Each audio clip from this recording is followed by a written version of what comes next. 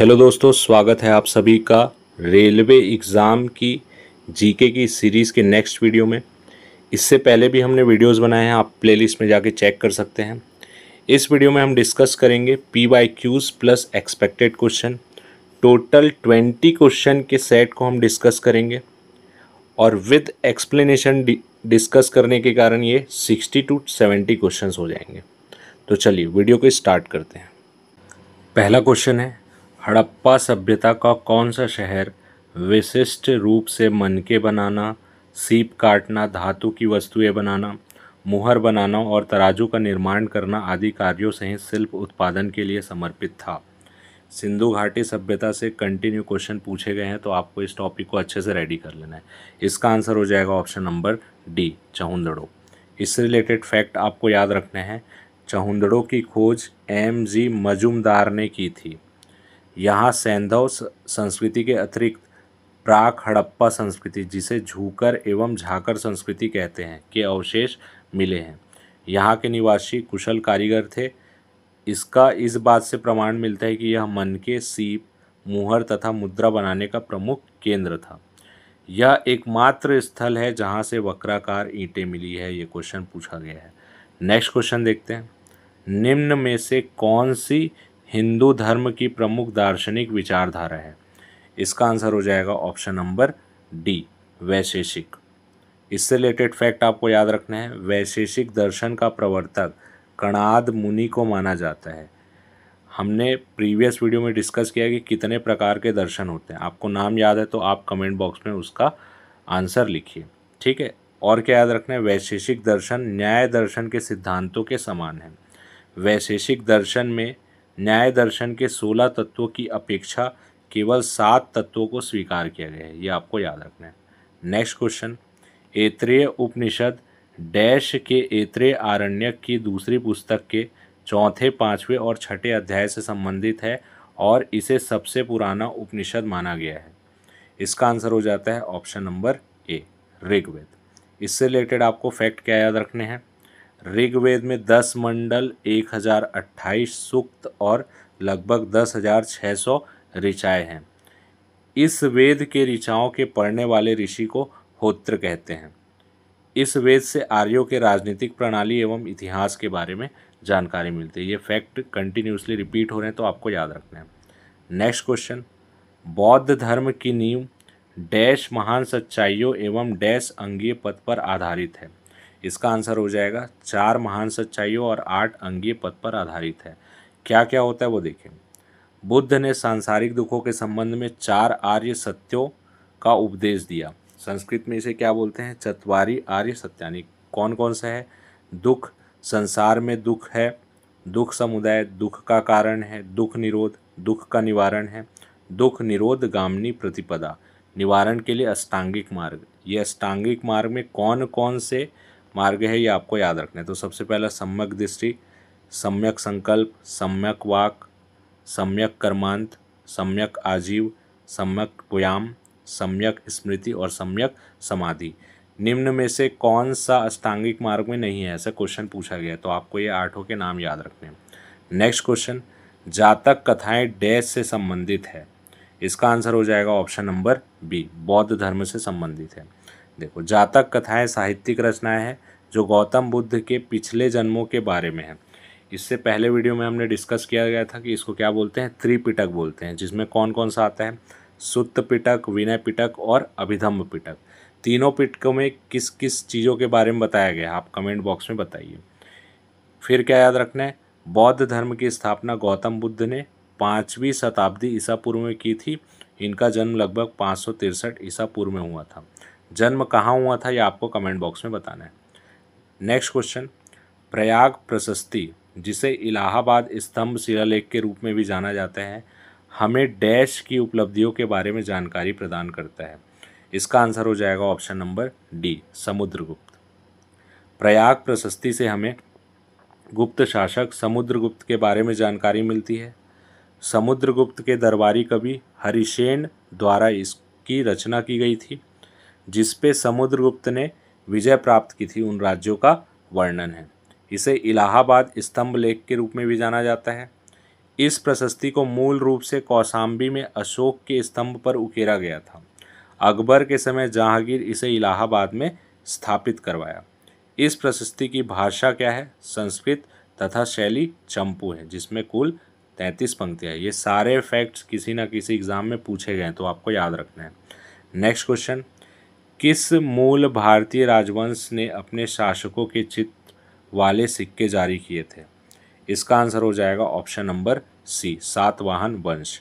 अब इससे related fact आपको याद रखना है कि इसकी स्थापना सिमुक ने की थी, ठीक है, और सातवाहन शासकों ने अपनी राजधानी प्रतिष्ठान में स्थापित की। नेक्स्ट क्वेश्चन, भारतीय संविधान के अनुसार निम्नलिखित में से कौन सा एक मौलिक अधिकार नहीं है? इसका आंसर हो जाएगा ऑप्शन नंबर डी, देश की रक्षा का अधिकार एक मौलिक अधिकार नहीं है। अब इससे रिलेटेड बहुत सारे फैक्ट आपको याद रखने हैं, जो हम लोग नेक्स्ट स्लाइड में देखते हैं। देखो, सबसे पहला फैक्ट, 12 से लेके 35 तक संविधान के अनुच्छेद 12 से लेकर 35 तक मौलिक अधिकारों का वर्णन है। भाग से रिलेटेड क्वेश्चन में आपको याद रखना है, भाग 1 में संघ राज्य क्षेत्र के बारे में बताया गया है, ठीक है। भाग 2 में नागरिकता के बारे में बताया गया, जिसमें 5 से लेके 11 अनुच्छेद तक बताया गया। भाग 3 में मौलिक अधिकार, जिसमें 12 से लेके 35 अनुच्छेद। भाग 4 में डीपीएसपी राज्य के नीति निर्देशक तत्व, जिसमें 36 से लेके 51 तक के अनुच्छेद के बारे में बताया गया। और भाग 4 का में मौलिक कर्तव्य के बारे में बताया गया, जिसमें कितना अनुच्छेद है? 51 का अनुच्छेद है, ठीक है। तो इतने सारे फैक्ट्स आपको याद रखने हैं। अब देखो, जो मौलिक अधिकार है उसमें 14 से लेकर 18 तक समानता का अधिकार है, 19 से लेकर 22 तक स्वतंत्रता का अधिकार है, और अनुच्छेद 21 प्राण और दैहिक स्वतंत्रता का अधिकार है। इतने सारे फैक्ट्स आपको याद रखने हैं। नेक्स्ट क्वेश्चन, भारत के राष्ट्रपति के महाभियोग की प्रक्रिया भारतीय संविधान के डैश में उल्लिखित है? इसका आंसर हो जाएगा ऑप्शन नंबर बी, अनुच्छेद 61। किस आधार पर लगाया जाता है? ये क्वेश्चन बहुत बार पूछा गया। तो केवल संविधान के प्रावधानों में उल्लंघन पर इसको लगाया जाता है। नेक्स्ट क्वेश्चन, जब मुख्य नदियाँ एक दूसरे के समांतर बहती हो और सहायक नदियाँ उनकी से समकोण पर मिलती हो, तो ऐसे प्रतिरूप को डैश अपवाह प्रतिरूप कहते हैं। इसका आंसर हो जाएगा ऑप्शन नंबर बी, जालीनुमा। नेक्स्ट क्वेश्चन, निम्न में से कौन सा विश्व का सबसे बड़ा डेल्टा है? इसका आंसर हो जाएगा option number D, Ganga Brahmaputra. विश्व का सबसे बड़ा डेल्टा गंगा ब्रह्मपुत्र डेल्टा है, जिसको सुंदरवन डेल्टा के नाम से भी जाना जाता है। यहाँ पे सुंदरी नामक वृक्ष पाया जाता है, जिसके कारण इसे सुंदरवन कहा जाता है। डेल्टा नदियों के मुहाने पर उसके द्वारा बहाकर लाए गए अवसादों के निक्षेपण से बनी त्रिभुजाकार आकृति होती है, ये याद रखना। कौन सी आकृति होती है? त्रिभुजाकार। नेक्स्ट क्वेश्चन, डुरंड रेखा किन देशों को विभाजित करती है? इसका आंसर हो जाएगा ऑप्शन नंबर बी, अफगानिस्तान और पाकिस्तान। इससे रिलेटेड फैक्ट बहुत सारे आपको याद रखने हैं। सबसे पहले डुरंड रेखा अफगानिस्तान और पाकिस्तान को डिवाइड करती है। मैकमोहन रेखा चीन और भारत को, रेड क्लिफ भारत और पाकिस्तान को, 24वीं समांतर रेखा भारत और पाकिस्तान, हिंडनबर्ग रेखा जर्मनी पोलैंड, मैगिनार्ट रेखा जर्मनी फ्रांस, 38वीं समांतर रेखा उत्तर कोरिया और दक्षिण कोरिया, 49वीं समांतर रेखा अमेरिका और कनाडा, और पाक जल संधि भारत और श्रीलंका को। ये क्वेश्चन आपको याद रखने हैं। नेक्स्ट क्वेश्चन, निम्नलिखित में से कौन सी भारत में पहली माइक्रो फाइनेंस पहल थी? योजना से रिलेटेड क्वेश्चन, योजना बहुत पुराना पूछा जाता है, जैसा कि हमने प्रीवियस वीडियो में डिस्कस किया है। योजना कहीं से भी पूछा जाता है, ठीक है। इसका आंसर हो जाएगा ऑप्शन नंबर बी, सेवा।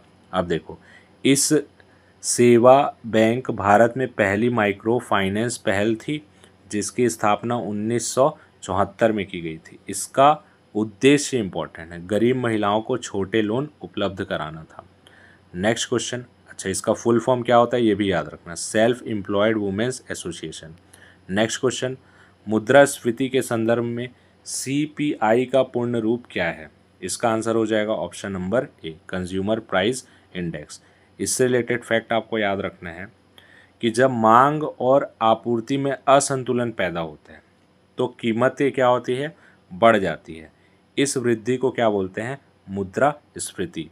भारत में मुद्रास्फीति की गणना दो मूल्य सूचियों के आधार पर की जाती है। पहला है WPI, इसका भी फुल फॉर्म पूछ सकता है, wholesale price index. Second है CPI का, कंज्यूमर प्राइस इंडेक्स।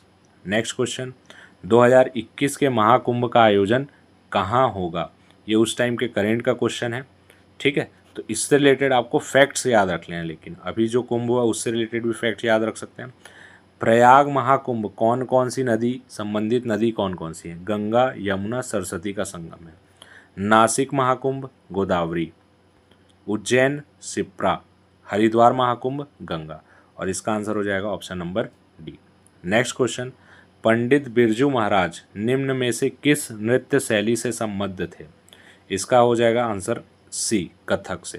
तो और जो नृत्य शैली और उससे संबंध कलाकार में क्या क्या पूछा जाता है, देखो भरतनाट्यम से यामिनी कृष्णमूर्ति और रुक्मणी, दो तो आपको याद रखना ही है।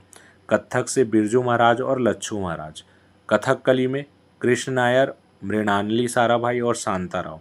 मोहिनी अट्टम में याद रखना है कल्याणी अम्मा, श्रीदेवी, रागनी देवी और गीता गायक। नेक्स्ट क्वेश्चन, किसे अपनी पुस्तक गुलामगिरी में जाति व्यवस्था की कुरीतियों के बारे में लिखा है? किसने लिखा है? ज्योतिराव गोविंदराव फूले ने, ठीक है।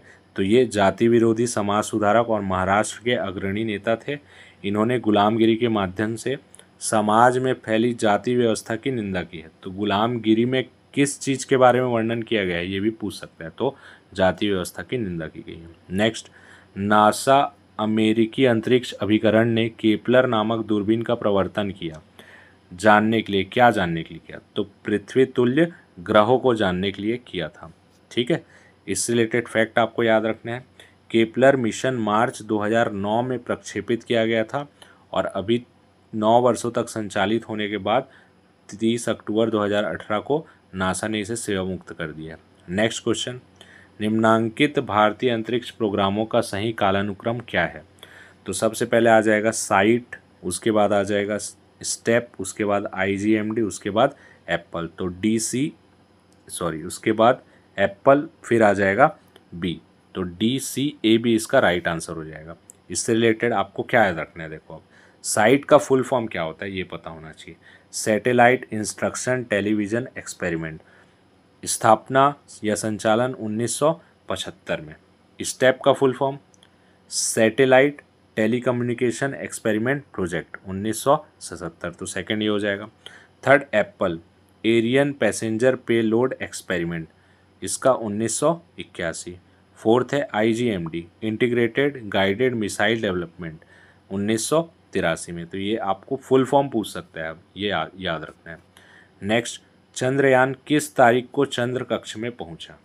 ठीक है, चंद्रयान 1 की बात कर रहे हैं, तो आपको अभी क्या याद रखना है, 8 नवंबर। आपको चंद्रयान 3 से रिलेटेड सारे जितने फैक्ट्स आपको पता है उसको आप कमेंट बॉक्स में पिन करिए, ठीक है। उससे रिलेटेड जो भी आपको फैक्ट्स पता है चंद्रयान 3 से रिलेटेड, कि कब लॉन्च हुआ, क्या क्या उसमें रोवर था, ये सब चीज़ आपको जो भी पता है आप कमेंट बॉक्स में बताइए। तो ये थे आज के टॉप 20 क्वेश्चन जिनको हमने डिटेल से डिस्कस किया। तो ये 50 to 60 क्वेश्चन में चेंज हो जाते हैं, ठीक है। वीडियो आपको अच्छा लग रहा हो तो वीडियो को लाइक और चैनल को सब्सक्राइब करना ना भूलें, क्योंकि आने वाले टाइम पे आपको करंट अफेयर से रिलेटेड और GS से रिलेटेड बहुत सारे वीडियो इस चैनल पे देखने को मिलेंगे। धन्यवाद।